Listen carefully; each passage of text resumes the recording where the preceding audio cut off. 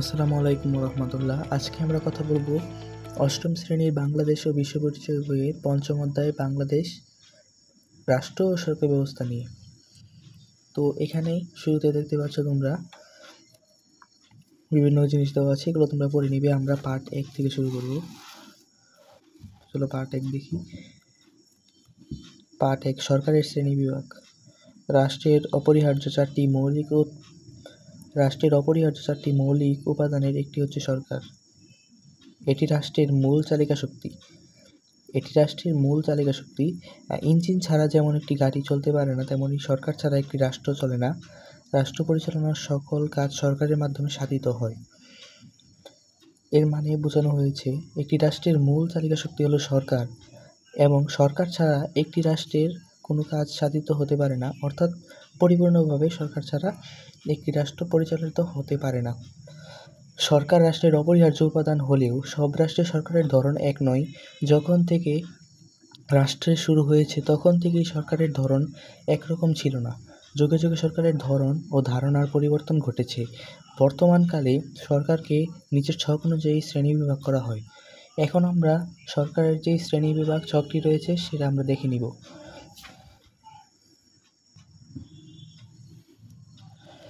তো এখন আমরা কথা বলবো বাংলাদেশের সরকার ব্যবস্থার বর্তমানকালে সরকারকে নিচের যে ছক অনুযায়ী শ্রেণীবিভাগ করা হয়েছে তা নিয়ে। তো দেখো, এটা বিশ্বের বিভিন্ন দেশের সরকার ব্যবস্থাও এই ছকের মধ্যে রয়েছে। তো প্রথমে আমরা দেখব সরকারকে দুইটি ভাগে ভাগ করা হয়েছে। এক হলো গণতন্ত্র, আরেকটি হলো একনায়কতন্ত্র। একনায়কতন্ত্র হলো সেই রকম সরকার ব্যবস্থা যে সরকার ব্যবস্থায় একটি দল বা একজন ব্যক্তির মাধ্যমে সরকার অথবা রাষ্ট্র পরিচালনা হয়। এটাই হচ্ছে একনায়কতন্ত্র। আর গণতন্ত্র হচ্ছে যেখানে জনগণের মাধ্যমে রাষ্ট্রের সব কাজ আর কি জনগণের ভোটের মাধ্যমে জনগণের বিভিন্ন যেখানে জনগণের গ্রহণযোগ্যতাটাই বেশি থাকে, ওইটা হচ্ছে গণতান্ত্রিক সরকার ব্যবস্থা। তো এটা হচ্ছে গণতান্ত্রিক রাষ্ট্র ব্যবস্থা আর কি। তো গণতান্ত্রিক রাষ্ট্র ব্যবস্থার দুটি অংশ রয়েছে, একটি হলো নিয়মতান্ত্রিক রাষ্ট্রতন্ত্র, আরেকটি হচ্ছে প্রজাতন্ত্র। নিয়মতান্ত্রিক রাষ্ট্রতন্ত্র হলো যে সরকার ব্যবস্থা বংশ পরম্পরায় হয়ে আসছে। ধরো আমি যদি বলি গ্রেট ব্রিটেন অথবা সৌদি আরবের কথা, তাহলে তোমরা বুঝবে ওইখানে কিন্তু বংশ পরম্পরায় যারা আসছে তারা কিন্তু শাসন করছে। যেমন গ্রেট ব্রিটেনের অবস্থা, তারপর সৌদি আরবের অবস্থা, এগুলো দেখে তোমরা বুঝতে পারো যে আসলে এখানে কীরকম সরকার ব্যবস্থাটা রয়েছে। ওইটাই আসলে নিয়মতান্ত্রিক রাষ্ট্রতন্ত্র। মানে ধরো একজন ব্যক্তি এখন একটি নিয়মতান্ত্রিক রাষ্ট্রতন্ত্র পরিচালনা করছে। তো সে যখন মারা যাবে তখন তার ছেলে ওই রাষ্ট্রটি পরিচালনা করবে। তো এরকমভাবে চলে আসবে আর কি। ওইটাই হচ্ছে নিয়মতান্ত্রিক রাষ্ট্রতন্ত্র। তো এরপর হলো প্রজাতন্ত্র, যেখানে জনগণের ভোটের মাধ্যমে যে সরকার বা কোনো ব্যক্তি বলো বা অনেক ব্যক্তি বলো যে নির্বাচিত হয়, ওইটা হচ্ছে এই প্রজাতান্ত্রিক সরকার ব্যবস্থা। নিয়মতান্ত্রিক রাষ্ট্রতন্ত্রকে আবার দুই ভাগে ভাগ করা হয়েছে, একটি হলো যুক্তরাষ্ট্রীয়, আরেকটি হচ্ছে এককেন্দ্রিক। তো এককেন্দ্রিকটা আসলে কি আর যুক্তরাষ্ট্রীয়টা কি? এককেন্দ্রিক হলো একটি কেন্দ্র থেকে যখন একটি সরকার ব্যবস্থা পরিচালনা করা হয় তখন তাকে এককেন্দ্রিক সরকার ব্যবস্থা বলা হয়। ধরো নিয়মতান্ত্রিক রাষ্ট্রতন্ত্রই, এটা যেহেতু নিয়মতান্ত্রিক রাষ্ট্রতন্ত্রের অংশ, তাহলে ধরো ব্যক্তি নিয়মতান্ত্রিক রাষ্ট্রতন্ত্রের একজন রাজা। তো সে চাইলে যে কোনোভাবে শাসন করতে পারে। সে চাইলে এককেন্দ্রিক বা একটি কেন্দ্র থেকে পুরো রাষ্ট্র শাসন করতে পারে, বা সে চাইলে কেন্দ্র ও প্রদেশের মধ্যে ভাগ করে দিতে পারে। যুক্তরাষ্ট্রীয় সরকার ব্যবস্থা আসলে হলো যে কেন্দ্র ও প্রদেশের মধ্যে সরকার ব্যবস্থা, যে কেন্দ্র ও প্রদেশের মধ্যে যে সরকার ব্যবস্থা রয়েছে সেটি হলো যুক্তরাষ্ট্রীয় সরকার ব্যবস্থা। তো আশা করি বুঝতে পেরেছ। নিয়মতান্ত্রিক রাষ্ট্রতন্ত্রে এইটুকুই ছিল। এখন আমরা চলে যাবো গণতন্ত্রে। গণতন্ত্র হলো জনগণের ভোটের মাধ্যমে যে সরকার ব্যবস্থা হয় আর কি। বা ধরো একটি যে সরকার ব্যবস্থা যেখানে একজন ব্যক্তি জনগণের ভোটের মাধ্যমে নির্বাচিত হয়ে রাষ্ট্র পরিচালনা করতে পারে, আবার একাধিক ব্যক্তিও নির্বাচনের মাধ্যমে একটি সংসদ গঠিত করে রাষ্ট্র পরিচালনা করতে পারে। আমি আস্তে আস্তে আলোচনার মাধ্যমে এগুলো তুলে ধরবো। দেখো, প্রজাতন্ত্রকে আবার দুই ভাগে ভাগ করা হয়েছে। একটি হলো সংসদীয় সরকার। সংসদীয় সরকার হলো জনগণের ভোটের মাধ্যমে কিছু নির্দিষ্ট বাংলাদেশের বিভিন্ন অঞ্চলকে ভাগ করার পরে যে সরকার বিভিন্ন অঞ্চল থেকে জনপ্রতিনিধিদেরকে জনগণ ভোট দেয়, তাদের পছন্দ মতো ভোট দিয়ে তারা নির্বাচিত জনপ্রতিনিধিরা একটি সংসদ গঠন করে এবং যারা সংখ্যাগরিষ্ঠ হয় তারাই একটি সরকার গঠন করে আর কি। এটাই হচ্ছে সংসদীয় সরকার। আর রাষ্ট্রপতি শাসিত সরকার হলো, দেখো যদি বলি আমেরিকার কথা, তাহলে জনগণ ভোট দিচ্ছে, একজন ব্যক্তিকে রাষ্ট্রপতি বানাচ্ছে, সেই সব কিছু শাসন করছে। তো এটাই হলো রাষ্ট্রপতি শাসিত সরকার। তো এরপর সংসদীয় সরকারকে আবার যুক্তরাষ্ট্রীয় এককেন্দ্রিক ভাগ করেছে। এককেন্দ্রিক আমি বলেছি, এককেন্দ্রিক হলো একটি কেন্দ্র থেকে যখন একটি সরকারি ব্যবস্থা পরিচালনা করা হয় তখন তাকে এককেন্দ্রিক সরকার বলে। আবার যুক্তরাষ্ট্রীয় সরকার হলো কেন্দ্র ও প্রদেশের মধ্যে যখন ক্ষমতা বন্টন করে, যেমন ধরো ভারতের বিভিন্ন রাজ্য রয়েছে, এগুলা কারণ একটা কেন্দ্র থেকে এতগুলো মানুষকে কন্ট্রোল করা সম্ভব নয়। তো যুক্তরাষ্ট্রীয় সরকার ব্যবস্থা আসলে বিদ্যমান বিভিন্ন বড় বড় যেসব দেশ রয়েছে এগুলোর মধ্যে, মানে বিভিন্ন কেন্দ্র প্রদেশের মধ্যে তারা ক্ষমতা ভাগ করে নিছে, তখন ওইভাবে তারা পরিচালনা করতেছে। তো যুক্তরাষ্ট্রীয় এককেন্দ্রিক বুঝে গেছো। আর রাষ্ট্রপতি শাসিত সরকার তো আমি বললামই, তো ওইটা রাষ্ট্রপতি শাসিত সরকারও হতে পারে এককেন্দ্রিক, হতে পারে যুক্তরাষ্ট্রীয়। তো যুক্তরাষ্ট্রীয় মানে কেন্দ্র প্রদেশের মধ্যে ক্ষমতা ভাগ করে দেওয়া হবে, আর এককেন্দ্রিক হলে একটি কেন্দ্র থেকে পরিচালনা হবে। বাংলাদেশ কিন্তু একটি কেন্দ্র থেকেই পরিচালনা হচ্ছে। বাংলাদেশ হলো এই যে প্রজাতন্ত্র সংসদীয় সরকার এককেন্দ্রিক, এগুলো হচ্ছে বাংলাদেশের সরকারি ব্যবস্থার বৈশিষ্ট্য আর কি। তো আমরা আস্তে আস্তে অন্যান্য পার্টের দিকে চলে যাই। দেখো এরপর এই ছকটাই আলোচনা করেছে আর কি। আমরা যে ছকটা এতক্ষণ আলোচনা করলাম এটা তোমরা একটু পড়ে নেবে, তাহলে বুঝবা। আর যদি আর একটু সমস্যা হয় তাহলে ছকটা একটু আবার আমি যে পড়িয়েছি এটা আবার তোমরা একটু রিভার্স করে দেখে নাও। আচ্ছা, এরপর পার্ট 2, বাংলাদেশের সরকার পদ্ধতি। বাংলাদেশের সরকার পদ্ধতি যদি ওই ছকে উল্লেখ আছে, তবু আমি একটু পড়িয়ে দিচ্ছি। দেখো, বাংলাদেশ একটি গণতান্ত্রিক রাষ্ট্র। এই রাষ্ট্র প্রজাতান্ত্রিক সরকার বিদ্যমান। এই রাষ্ট্রে কিন্তু প্রজাতান্ত্রিক সরকার বিদ্যমান।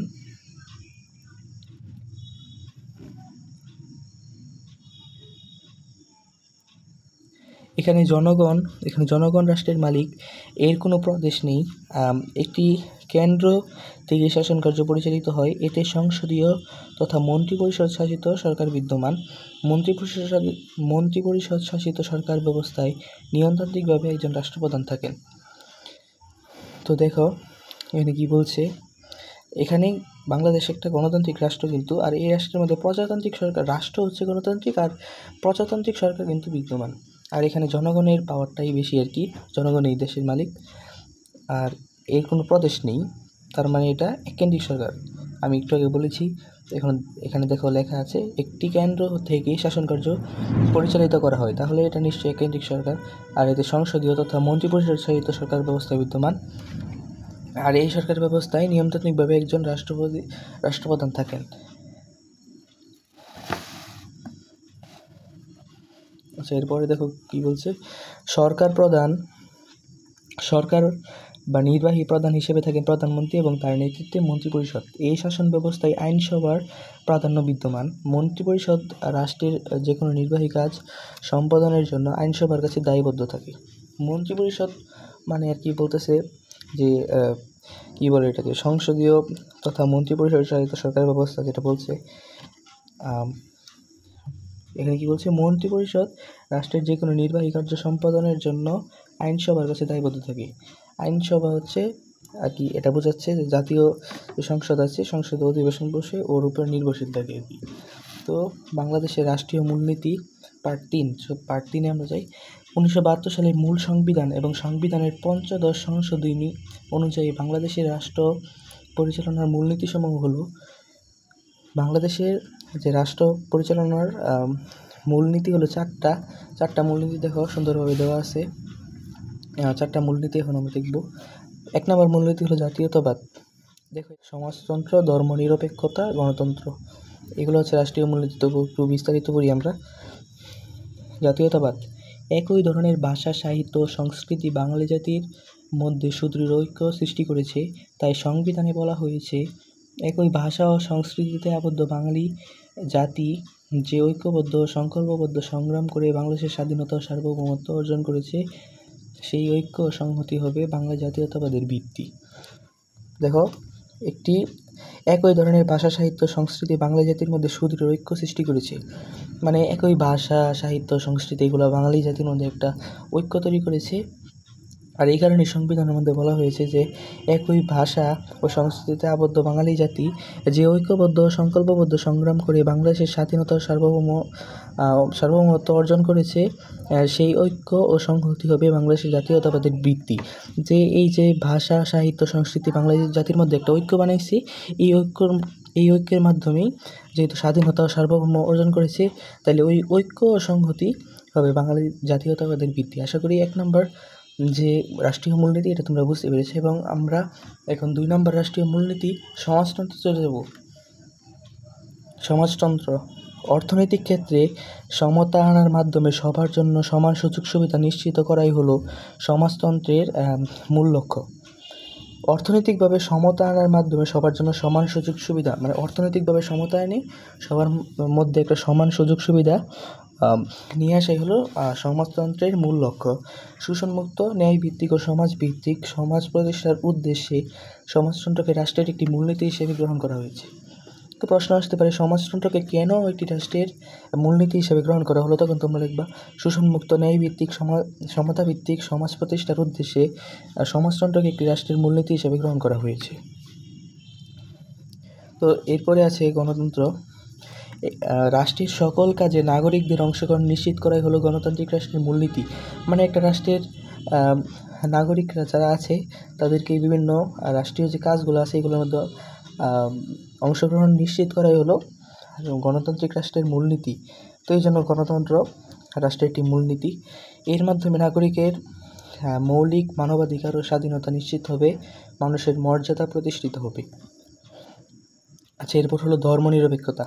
রাষ্ট্রের প্রতিটি মানুষ স্বাধীনভাবে নিজ নিজ ধর্ম পালন করবে এবং ধর্ম পালনে কেউ কাউকে বাধা প্রদান করবে না। এই লক্ষ্য সামনে রেখে ধর্মনিরপেক্ষতাকে রাষ্ট্রের মূলনীতি হিসাবে গ্রহণ করা হয়েছে। এটা একবারে সহজ, আশা করি তোমরা বুঝতে পেরেছ। এরপর আমরা এর পরের পার্টে চলে যাব। তো এরপরের পার্ট দেখো, বাংলাদেশের সংবিধানের প্রধান বৈশিষ্ট্য। সংবিধান হচ্ছে রাষ্ট্র পরিচালনার মূল দলিল। একটি ভবন বা ইমারত যেমন এর নকশা দেখে তৈরি করা হয়, তেমনি সংবিধান অনুযায়ী রাষ্ট্রের শাসন ব্যবস্থা পরিচালিত হয়। সরকার কী ধরনের হবে, নাগরিক হিসেবে আমরা কী অধিকার ভোগ করব, সরকারের বিভিন্ন বিভাগ কী ক্ষমতা ভোগ করবে, তার সব কিছুই এতে লিপিবদ্ধ থাকে। বাংলাদেশের সংবিধান রচনার ইতিহাস নিম্নরূপ। মানে সংবিধানটা আসলে কি, রাষ্ট্র পরিচালনার মূল দলিল।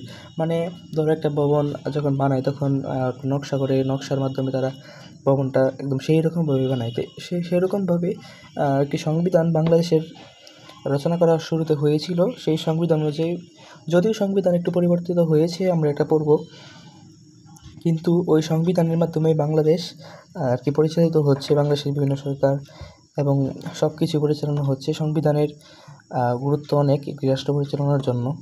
তো এরপর আমরা দেখি ইতিহাসটা আমরা দেখি। দীর্ঘ 9 মাস সশস্ত্র মুক্তিযুদ্ধের মধ্য দিয়ে 1971 সালে 16 ডিসেম্বর আমাদের বিজয় অর্জিত হয়। পাকিস্তানের শাসনমুক্ত হয়ে স্বাধীন হয় বাংলাদেশ। 1972 সালের 10 এপ্রিল গণপরিষদের প্রথম অধিবেশন বসে এবং ডক্টর কামাল হোসেনকে সভাপতি করে একটি সংবিধান প্রণয়ন কমিটি গঠন করা হয়। এটা কিন্তু প্রায় প্রশ্নের মধ্যে আসে যে কাকে সভাপতি করে একটি সংবিধান প্রণয়ন কমিটি গঠন করা হয়েছিল, বা সংবিধান প্রণয়ন কমিটির যে গঠন করা হয়েছিল এটার প্রধান কে ছিলেন? তখন তোমরা লিখবা ডক্টর কামাল হোসেন। তো এরপরে দেখো, কমিটি 6 মাসের মধ্যে খসড়া সংবিধান প্রণয়ন করে 1972 সালের 30 অক্টোবর গণপরিষদে এটি আলোচিত হয়। অবশেষে একই বছরের 4 নভেম্বর গণপরিষদে এটি চূড়ান্ত অনুমোদন পায়। তো কবে চূড়ান্ত অনুমোদন পায়? 4 নভেম্বর 1972। সংবিধান কোনো অপরিবর্তনশীল বিষয় নয়, সময়ের প্রয়োজনে এটি পরিবর্তিত ও সংশোধিত হতে পারে। এ যাবৎ 17 বার সংশোধিত হয়েছে। বাংলাদেশের সংবিধান এ পর্যন্ত 17 বার সংশোধিত হয়েছে। সংবিধানের সর্বশেষ সংশোধনী সপ্তদশ সংসদে পাশ হয় 8 জুলাই 2018। কিন্তু এসব সংশোধনী সবসময় জনআকাঙ্ক্ষা থেকে আসেনি, বরং নানা সময়ে অগণতান্ত্রিকভাবে সংশোধনীগুলো আনা হয়েছিল আর কি। তো এরপর দেখো, আমাদের সংবিধানের প্রধান বৈশিষ্ট্য। আমাদের সংবিধানের কিছু বৈশিষ্ট্য আছে, দেখো এখানে 14টা বৈশিষ্ট্য দেওয়া আছে। গণ গণপ্রজাতন্ত্রী সরকার। বাংলাদেশ একটি স্বাধীন ও সার্বভৌম গণপ্রজাতন্ত্রী রাষ্ট্র হিসেবে পরিচিত হবে এবং সংসদীয় পদ্ধতির সরকার। বাংলাদেশে মন্ত্রিপরিষদ চালিত বা সংসদীয় পদ্ধতির শাসন ব্যবস্থা চালু থাকবে। এই পদ্ধতিতে প্রকৃত শাসন ক্ষমতা প্রধানমন্ত্রীর হাতে থাকবে। মানে আমি একটু আগে বলেছি, দেখো এটা হচ্ছে রাষ্ট্র পরিচালনার মূল দলিল। তো এটার মধ্যে বলা আছে বাংলাদেশ কেমন রাষ্ট্র হবে, সরকারের ব্যবস্থা কেমন হবে, রাষ্ট্রধর্ম কী হবে, মৌলিক অধিকার বলো, বিচার বিভাগের স্বাধীনতা বলো, সার্বজনীন ভোটাধিকার, নির্বাচন অনুষ্ঠান, সংবিধান সংশোধন, অনেক কিছু আছে। তো এগুলো আমরা একটু একটু করে পড়ি। দেখো এরপরে কি বলছে, লিখিত সংবিধান। একটি লিখিত দলিল যা 11 ভাগে বিভক্ত এবং এতে 153টি অনুচ্ছেদ ও একটি প্রস্তাবনা আছে। রাষ্ট্রীয় মূলনীতি। রাষ্ট্রীয় মূলনীতিও দেখো এর মধ্যে আছে। সংবিধানের রাষ্ট্র পরিচালনার 4টি মূলনীতি নির্ধারণ করা হয়েছে। এগুলো হলো জাতীয়তাবাদ, সমাজতন্ত্র, গণতন্ত্র ও ধর্মনিরপেক্ষতা। একটু আগে আমরা যেটা পড়লাম। তো এরপরে হলো রাষ্ট্রধর্ম। সংবিধানে ইসলামকে রাষ্ট্রধর্ম হিসেবে স্বীকৃতি দেওয়া হয়েছে। সেই সাথে হিন্দু বৌদ্ধ খ্রিস্টান অন্য সকল ধর্ম ও ধর্মের অনুসারীদের সমান মর্যাদা ও অধিকার রক্ষার বিষয়টি নিশ্চিত করা হয়েছে। জাতি ও জাতীয়তা। বাংলাদেশের জনগণ জাতি হিসেবে বাঙালি নামে পরিচিত হবে এবং বাংলাদেশের নাগরিকদের পরিচয় হবে বাংলাদেশি। এককেন্দ্রিক সরকার। দেশে এককেন্দ্রিক শাসন ব্যবস্থা প্রবর্তিত থাকবে। এক কক্ষ বিশিষ্ট আইনসভা। সংবিধানে এক কক্ষ বিশিষ্ট আইনসভার ব্যবস্থা রাখা হয়েছে। প্রত্যক্ষ নির্বাচনের মাধ্যমে নির্বাচিত 300 জন সংসদ সদস্য ও তাদের দ্বারা নির্বাচিত 50 জন মহিলা সংসদ সদস্য এই আইনসভা গঠিত হবে। মৌলিক অধিকার। সংবিধানে নাগরিকদের মৌলিক অধিকার ও তা সংরক্ষণের নিশ্চয়তা দেওয়া হয়েছে। জনগণের সার্বভৌমত্ব। সংবিধান অনুযায়ী রাষ্ট্রের সকল ক্ষমতার মালিক জনগণ এবং জনগণের পক্ষে নির্দিষ্ট কর্তৃপক্ষই ক্ষমতা পরিচালনা করবে। বিচার বিভাগের স্বাধীনতা। সংবিধানের বিচার বিভাগের স্বাধীনতা নিশ্চয়তা দেওয়া হয়েছে, মানে বিচার বিভাগকে স্বাধীনতা দেওয়া হয়েছে আর কি সংবিধানে। আর সার্বজনীন ভোটাধিকার। সংবিধানে জাতি, ধর্ম, বর্ণ নির্বিশেষে 18 থেকে তদূর্ধ্ব বয়সের সকল নাগরিককে ভোটাধিকার প্রদান করা হয়েছে। আর নির্বাচন অনুষ্ঠান, এটা দেখো, এটা একটু গুরুত্বপূর্ণ প্রশ্ন আসে। তো নির্বাচন অনুষ্ঠানটা তোমরা একটু দেখো। মেয়াদ অবসানের কারণে সংসদ ভেঙে যাওয়ার পূর্ববর্তী 90 দিনের মধ্যে মেয়াদ অবসান ব্যতীত অন্য কোনো কারণে সংসদ ভেঙে গেলে পরবর্তী 90 দিনের মধ্যে নির্বাচনের ব্যবস্থা করতে হবে। সংবিধান সংশোধনী। সংসদ সদস্যদের মোট সংখ্যার 2/3 ভোটে সংবিধান সংশোধন করা যাবে। ধরো সংসদ সদস্য 300 জন, এখন এর 2/3 ভোটে সংবিধান সংশোধন করা হবে, তাহলে হয়তো 200 জন হবে। তো একটু ক্যালকুলেশন করে তোমরা দেখো 2/3 কত হয়, হয়তো 200 জন হবে। তো 200 জনের ভোটের মাধ্যমে আর কি সংবিধানটা আর কি সংশোধন করা হবে। তো বাংলাদেশের সংবিধানের মূল গণতান্ত্রিক চেতনার সাথে সাংঘর্ষিক এবং স্বৈরতন্ত্রের বীজ সংবিধানে আছে, যা বারে বারে স্বৈরতান্ত্রিক উত্থানকে সংহত করছে বলে অনেক বিশেষজ্ঞরা মনে করেন। সংবিধান সংস্কার বিষয়টি এই কারণে ইদানিং প্রাসঙ্গিক। আসলেই এই কারণে। এরপর হলো পার্ট 5, বাংলাদেশ সরকারের বিভিন্ন অঙ্গ ও কাজ। এই অংশটুকু আমরা আগামী পার্টে পড়ব। তোমরা আমাদের ভিডিওর জন্য অপেক্ষা করো, খুব শীঘ্রই আগামী পার্ট আসছে।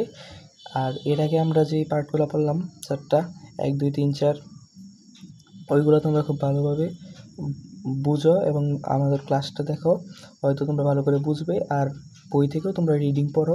কোনো কিছু সমস্যা থাকলে ভিডিওটা রিভার্স করে দেখো এবং ওইখানে সমাধান না থাকলে আমাদের কমেন্টে জানাও। এখানে একটু কমপ্লিকেটেড বিষয়গুলো কোনগুলো আমি বলে দিচ্ছি। যে সরকার ব্যবস্থা, ওইখানে কিন্তু আমাদের একটু ঝামেলা হতে পারে, এই জন্য আমি ভালোভাবে ওইখানে সময় বেশি দিয়েছি। তো তোমরা ওই অংশটুকু বারবার দেখবা। এবং পরে আমি বলেছি যে রাষ্ট্রীয় মূলনীতিগুলো এবং সংবিধানের বৈশিষ্ট্য এইগুলো পড়ছি, ওইগুলো ইম্পর্টেন্ট আছে, ইম্পর্টেন্ট না তেমন কিছু নাই। এবং পার্ট 5 যে আছে বাংলাদেশ সরকারের বিভিন্ন অঙ্গ ও কাজ, এটা আমরা নেক্সট ভিডিওতে পড়ব। তোমরা আমাদের ভিডিওর জন্য অপেক্ষা করো। আজকের পার্ট এ পর্যন্তই। সবাই ভালো থাকবে, সুস্থ থাকবে। আসসালামু আলাইকুম রহমতুল্লাহ।